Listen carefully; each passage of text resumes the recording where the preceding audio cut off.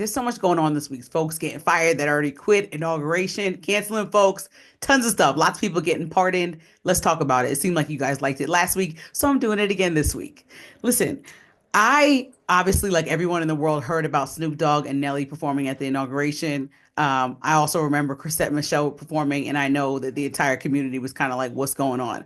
So here's my deal with everybody who's trying to cancel Snoop Dogg, because I've been seeing the comments on his page endlessly. He could post a picture of his family. It's like endless comments coming at his neck. I feel like, listen, y'all need to keep that same energy for the companies that donated more than $1 million to the inauguration. I'm talking about Google. I'm talking about Boeing, Toyota, Intuit, where you're about to do your tax software, Amazon, Uber. But most importantly, the app that you're on. Like you're sitting on Meta owned Instagram and talking and coming at Snoop Dogg and Nelly when you actually are funding the people that were able to give $1 million to the president that you despise so much.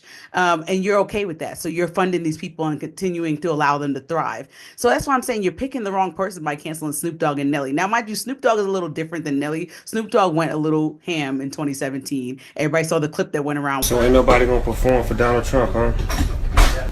Which one of you jigaboo gonna be the first one to do it?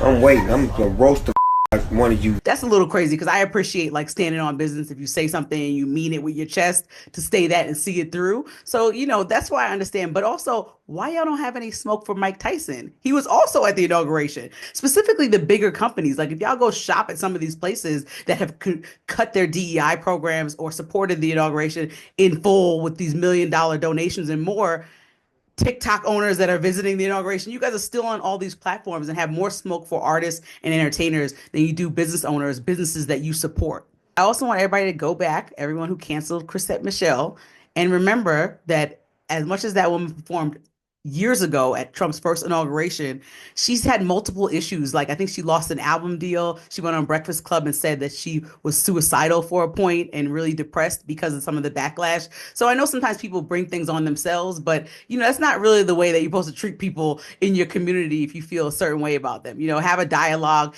and allow autonomy of thought, allow difference of opinion. I think part of the disconnect with which what we saw happen in the election is that if you disagree with somebody politically, then the automatic default for a lot of people is to start condescending. And that's where you lose like half the population. Let me know what you think. I want to banter. I want to talk. This is not for me to condescend and say my opinion's right. I'm open. I'm all ears. That's the whole point of this. I love the comments and the dialogue. Let me know what you think.